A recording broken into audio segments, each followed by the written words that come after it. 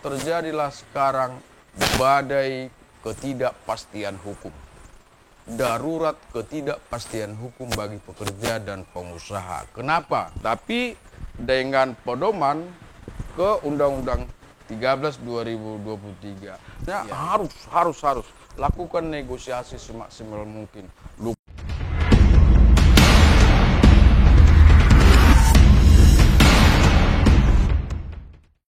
Selamat siang pemirsa, salam perjuangan untuk Anda semua. Saya Rinaldo Sringoringo akan mengajak Anda pada program talk show KSBSI yang bertajuk Roda-Roda Industri, yang akan mengupas berbagai peristiwa dalam perburuhan di Indonesia. Kami berharap dapat menumbuh kembangkan pengetahuan bagi dunia industri dan tenaga kerja di Indonesia dengan membantunya menumbuhkan wacana publik yang lebih sehat dan lebih konstruktif tentang perjuangan buruh agar mudah dipahami oleh masyarakat.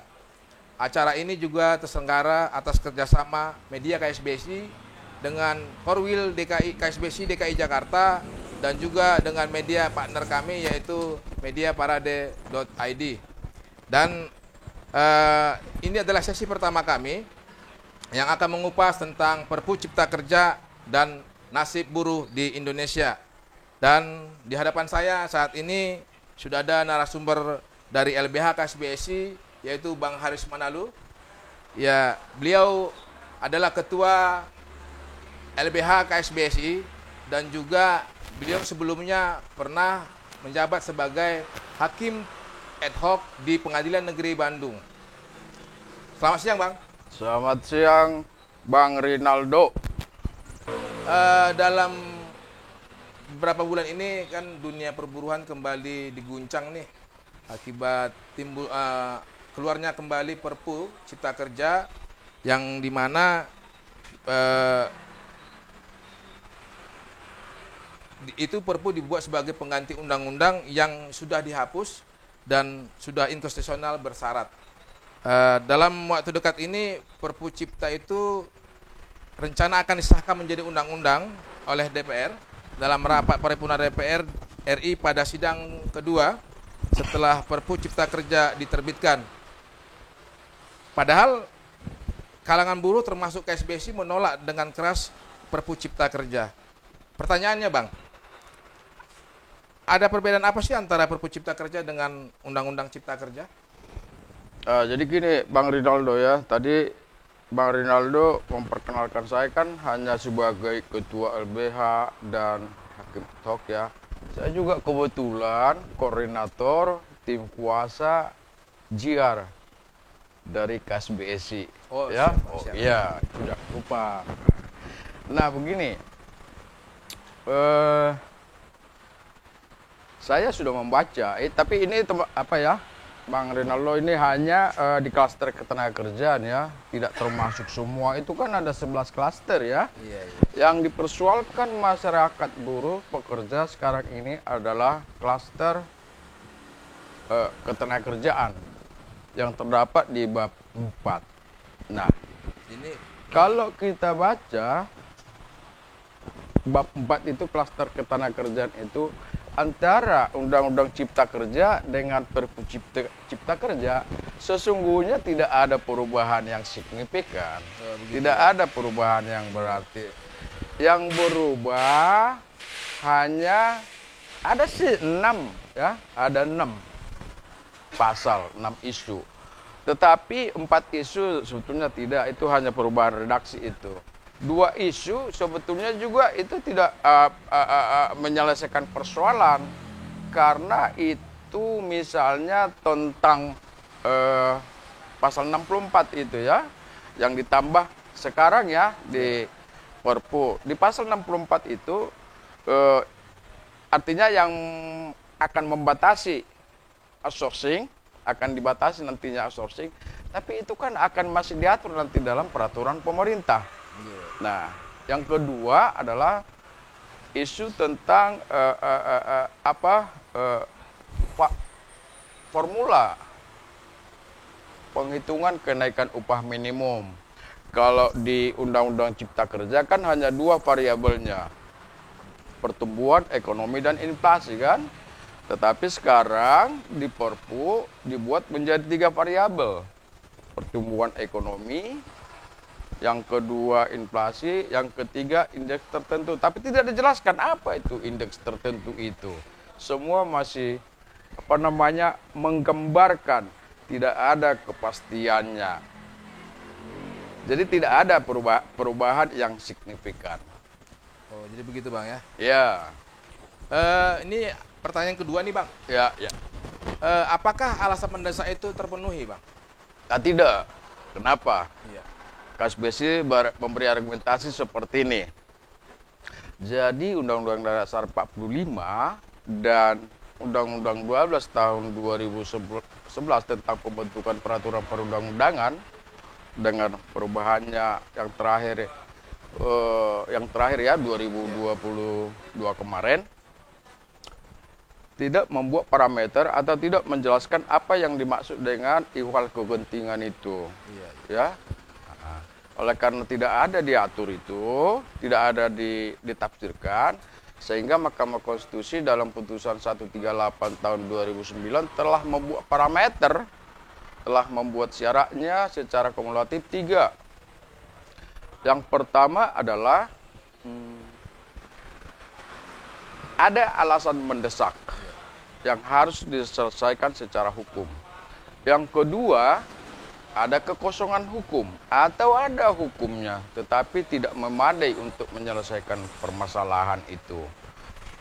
Yang ketiga, harus segera ada hukum atau peraturan perundang-undangan yang segera menyelesaikan persoalan ini. Mari kita uji. Sekarang mari kita uji ya. Menurut data dari pemerintah ya, ini juga kita tuangkan dalam alasan pengujian formulir kita di permohonan KSBSI ya. Iya. Kita tuangkan juga bahwa keadaan ekonomi baik-baik saja sekarang. Pertumbuhan ekonomi baik sampai di angka 5,3 seperti itu ya. Kemudian juga inflasi akan menurun. Ini bukan kata kita loh. Ini kata pemerintah melalui Bank Indonesia. Yang ketiga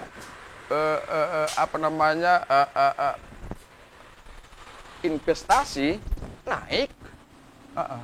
Tahun 2022 investasi melebihi target.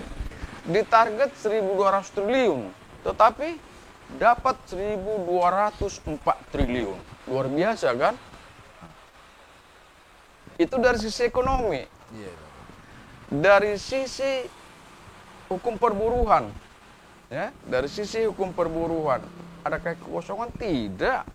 Undang-Undang 13 masih ada dan berbagai peraturan perundang-undangan lainnya. Bahkan yang sangat tidak rasional adalah Undang-Undang 11 2020 masih hidup, belum meninggal, masih hidup sampai November 2023. Masih ada. Itu yang diperpukan alasan mendesak. Lalu isinya sama-sama. Lalu di mana alasan mendesaknya? Tidak rasional. Kalau dibilang misalnya perang Rusia dengan Ukraina, loh, udah lama itu perang itu. Dan nggak ada hubungannya tuh Bang ya? Saya kira tidak. Mungkin ada hubungannya ya, tapi tidak bisa menjadi sebuah alasan yang mempunyai validitas untuk menyatakan ada kegentingan yang memaksa. Pasca perang kedua negara tersebut. Perang itu. Tidak. Semua pidato-pidato kalau kita lihat di media, berbagai media ya, pemerintah, presiden, menteri-menteri menyatakan ekonomi kita baik-baik saja. Jadi tidak beralasan.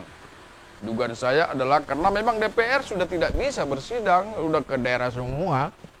Mau kampanye, mau mencalonkan diri. Itu yang diperhitungkan oleh pemerintah saya kira. Oh gitu Bang ya. Iya. Ini juga menarik nih Bang ya. Menurut si Peri Amsari tuh, Ya. beliau adalah seorang ahli tata negara dari Universitas Andalas. Dengan tidak sahkannya Perpu Cipta Kerja pada masa sidang ketiga tahun sidang 2022 sampai 23 pada Februari lalu atau sidang pertama sejak Perpu ditetapkan, maka Perpu itu secara otomatis harusnya batal demi hukum itu, Bang. Jadi Undang-Undang Dasar Negara juga di sini menyebutkan bahwa peraturan menjelaskan peraturan agar Perpu tidak bisa ditetapkan menjadi sebuah undang-undang. Nah, dalam pasal 22 ayat 2 disebutkan jelas bahwa setelah ditetapkan, Perpu harus mendapat persetujuan dari dalam persidangan yang berikut. Nah, masa sidang berikut yang dimaksud dalam Undang-Undang Dasar adalah masa sidang pertama setelah Perpu ditetapkan.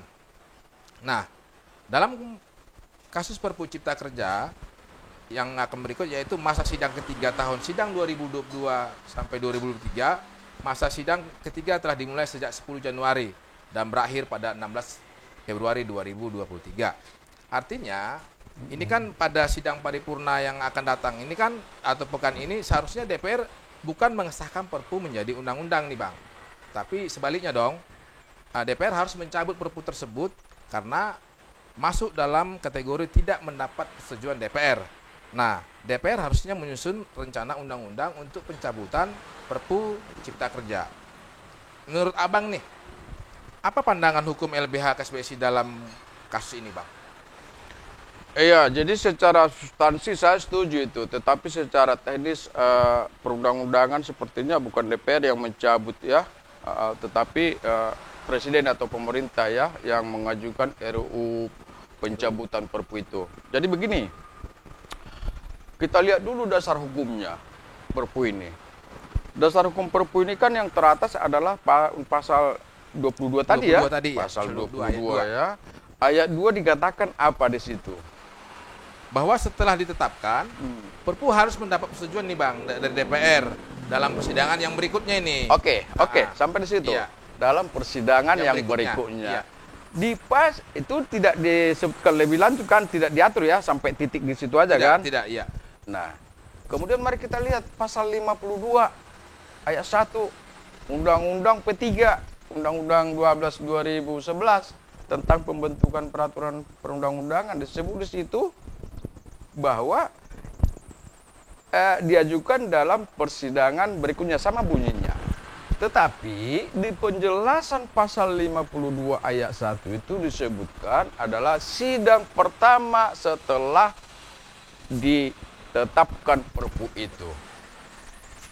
Nah, itu dasar hukumnya, kan? Lalu faktanya mari kita lihat, kita uji, ya.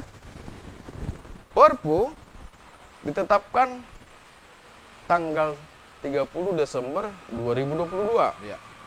Ketika itu DPR bersidang tidak? Tidak. Reses. Ya. Nah, kapan DPR bersidang? Dia bersidang tanggal 10 Januari sampai 16 Februari kemarin. Itu sidang pertama pasca ditetapkan Perpu tanggal 3. Apakah DPR menyetujui di sidang pertama itu? Tidak. Lalu kalau begitu seperti apa? Nah, menurut peraturan Presiden tentang peraturan pelaksana daripada Undang-Undang P3, ada saya di pasal berapa 60-an itu disebutkan bahwa apabila dalam persidangan pertama DPR tidak memberi persetujuan, maka pemarakarsa Perpu wajib menyusun dan mengajukan RUU tentang pencabutan Perpu. Nah, itu.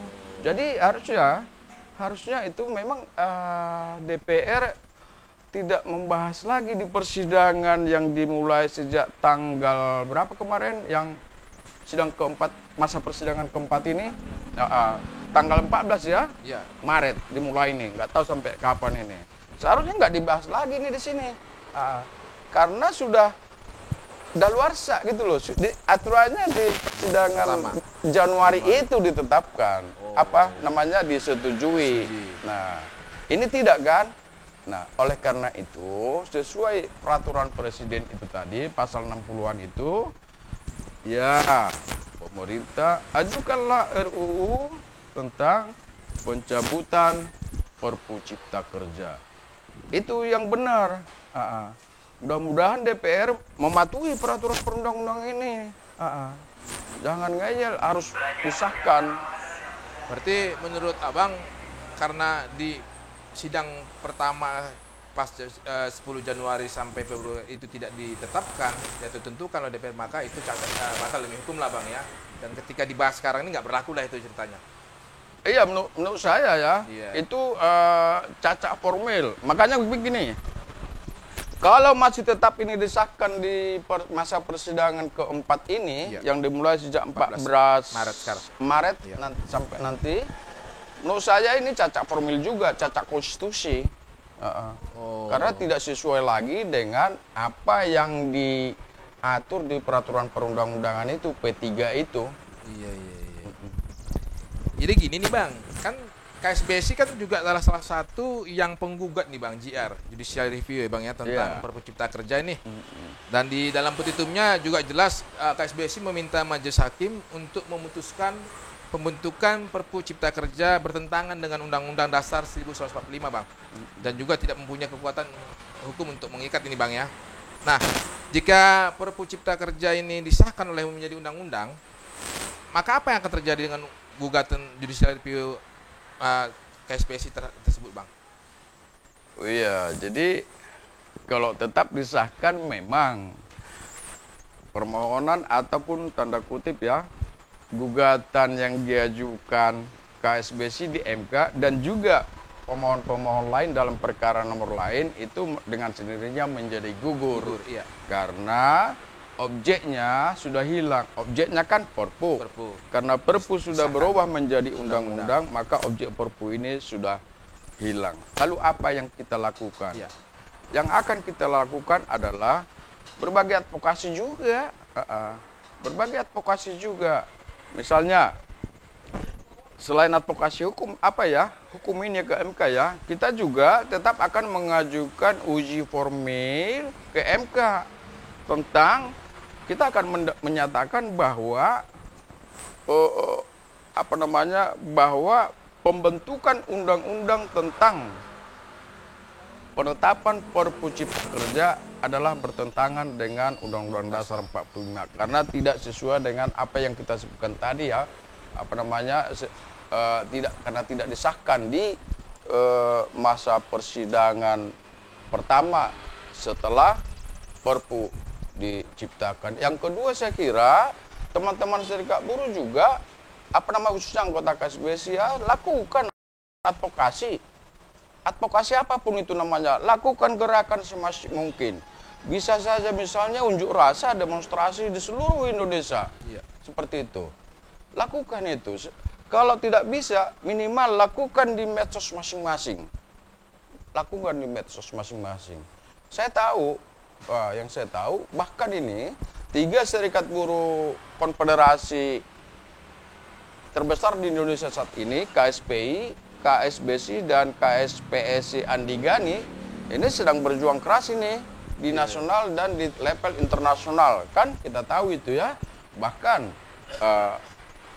didukung dengan serikat buruh internasional, teman kita yaitu ITWC, ini kan sudah mengirim surat ke ILO ya, mengajukan bahwa Perpu Cipta Kerja ini melanggar kebebasan berserikat bagi buruh dan serikat pekerja serikat buruh Indonesia sebagaimana diatur dalam konvensi ILO 9849 itu.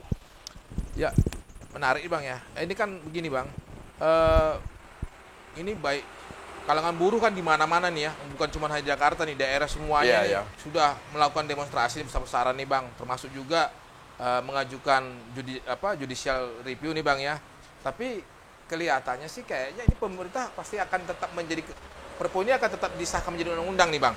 Walaupun ada sebagian bahasa yang mengatakan kalau itu pun terjadi, maka tentunya diduga pemerintah melakukan pelanggaran konstitusi nih Bang. Ya kan, karena pembangkangan konstitusi karena mengabaikan putusan MK yang sudah jelas kemarin putusan MK kemarin Ya, kan. ya, ya. Nah, jadi kira-kira nih Bang, apa yang akan dilakukan upaya hukum daripada KSBSI terkait Perpu ini ketika akan dijadikan sebagai undang-undang nih Bang? Oh iya, langkah hukum kita seperti yang saya sebutkan tadi, kita akan tetap mengajukan pengujian konstitusionalitas undang-undang tentang cipta kerja yang hasil dari Perpu ini nanti ke Mahkamah Konstitusi. Kita akan tetap baik formilnya maupun materialnya. Nah, kita akan tetap itu memperjuangkan itu. Dan nggak ada lagi apa kira-kira upaya lainnya Bang selain mengajukan itu Bang? Kalau upaya hukum saya kira tidak ada lagi. Hanya itu. Upaya hukumnya yang tersedia. atau upaya-upaya lain nih kira-kira apakah Loh, ada kalau- lobby-lobby atau apa seperti apa atau pendekatan kepada berbagai pihak seperti apa? Kalau lobby-lobby pasti, tapi itu kan kita kalau LBH ya hanya sekedar menyarankan karena LBH tidak punya anggota ya. Iya. Nah, kita hanya kasih masukan ke serikat pekerja, serikat buruh, lakukan advokasi semasih mungkin.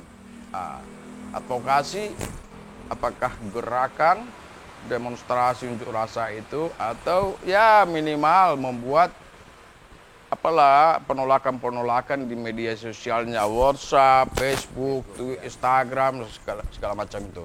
Baik Bang, ini sebagai sesi penutup nih Bang. Apa kira-kira pesan Abang nih kepada seluruh anggota atau buruh baik di KSBSI maupun di luar KSBSI yang di seluruh Indonesia ini terkait mengenai berlakunya undang-undang nanti supaya kan ini kan bisa berpolemik nih Bang terhadap buruh, terhadap majikannya atau pengusaha gitu Bang. Apa kira-kira supaya tidak terjadi konflik antara pekerja dan manajemen perusahaan ini Bang menurut Abang pesannya? Iya, jadi memang kalau saya pikir ya, ini pemerintah seolah-olah ada pengadu dombaan antara buruh dengan pengusaha. Ya. Kenapa saya katakan seperti itu? Ketika perundingan tripartit misalnya, pengusaha sudah mau, Ya. jangan dihapus pasal 59 itu, tetap abadi dengan syarat uang uang kompensasi itu tidak ada. Kita sepakati itu dulu. Tapi pemerintah DPR tetapkan merubah pasal 59 tentang PKWT itu. Nah, loh, kenapa pemerintah ngotot dan DPR ngotot harus merubah itu, sedangkan pihak pengusaha Kadin sudah setuju, tetap ada itu. Nah, oleh karena itu, saya berpendapat seperti ini. Sejak adanya Undang-Undang Cipta Kerja ini tahun 2020 ya, melalui Undang-Undang 11 tahun 2020 sampai sekarang terjadilah sekarang badai ketidakpastian hukum. Darurat ketidakpastian hukum bagi pekerja dan pengusaha. Kenapa? Lihat aja. Undang-Undang Cipta Kerja diterbitkan lalu MK menyatakan inkonstitusional bersyarat. Bingung semua kan pengusaha dan buruh di lapangan ini. Lalu karena di inkonstitusional bersyarat datang pemerintah, dibentuk lagi Perpu. Datang serikat pekerja, serikat buruh, marah lagi. Bukan hanya serikat pekerja, serikat buruh marah terhadap Perpu ini, tetapi termasuk juga kalangan pengusaha. Kenapa? Karena ada di situ pengaturan yang memberatkan mereka itu. Seperti tadi, variabel upah itu. Yang kedua seperti misalnya pembatasan jenis pekerjaan yang outsourcing itu, orang itu marah di situ. Ada apa ini? Kita lihat perangaturan misalnya jaminan hari tua. Dulu diobok-obok kan? Lalu diubah lagi. Begitu juga misalnya soal penetapan upah. Bertentangan dengan PP 36. Muncul Permenaker nomor berapa? 18. Bingung pengusaha, Apindo sampai menggugat. Oleh karena itu saran saya kepada serikat pekerja, serikat buruh, teman-teman yang di lapangan ya, lakukanlah pendekatan semaksimal mungkin kepada pengusaha Anda. Lupakanlah seluruh peraturan perundang-undangan yang berlaku sekarang ini yang tidak mempunyai kepastian sama sekali. Yang satu saat bisa berubah. Tetapi dengan pedoman ke Undang-Undang 13/2023. Tapi saran saya juga kepada pekerja serikat pekerja di tingkat bawah ya, khusus tingkat bawah ya, jangan terlalu ngotot. Misalnya harus lakukan negosiasi semaksimal mungkin. Lupakan itu regulasi tentang cipta kerja itu. Itu saran saya. Walaupun nanti itu sudah ditetapkan menjadi undang-undang, Bang ya. Ya. Tentunya ya. pendekatan secara persuasif ataupun secara kalaupun ada persoalan dibicarakan baik-baiklah dengan Bicarakan pengusaha. baik-baik, Kalau memang ya. bisa dipakai 13 Ya. gitu ya. Ya. Bagaimana kesepakatan lah ini. Sebagai kesepakatan gitu. Ya, baik Bang. Baiklah pemirsa, sesi perdana talkshow kita hari ini kita dapat memberikan kesimpulan apa yang disampaikan oleh narasumber kita, Bang Haris Manalu. Jika Perpu Cipta Kerja akan disahkan menjadi undang-undang, maka saran daripada narasumber kita adalah bagaimana para buruh atau pekerja melakukan pendekatan secara sosial dialog dan diusahakan membuat kesepakatan, dan kalau lebih bagus lagi kembali ke Undang-Undang 13 tahun 2003. Jadi jangan terlalu bahwa ketika itu menjadi undang-undang tidak menjadi patokan atau regulasinya tidak menjadi dasar untuk menyelesaikan permasalahan yang ada. Tetapi bagaimana kalau ada persoalan diselesaikan secara sosial dialog maupun secara kesepakatan antara kedua belah pihak, manajemen dan buruh. Terima kasih buat Bang Haris yang sudah memberikan kesempatan pada talkshow kita kali ini. Semoga apa yang Abang sampaikan bisa bermanfaat bagi para buruh maupun anggota kita baik dimanapun berada, sehingga carut marutnya Perpu ini tidak menjadi kebimbangan buat mereka, terutama yang bekerja, sehingga mereka tetap bekerja sebagai porsinya dan tidak menjadi Perpu ini menjadi suatu persoalan yang memberatkan mereka. Terima kasih Bang atas waktunya Bang. Oke, makasih. Hidup buruh. Hidup.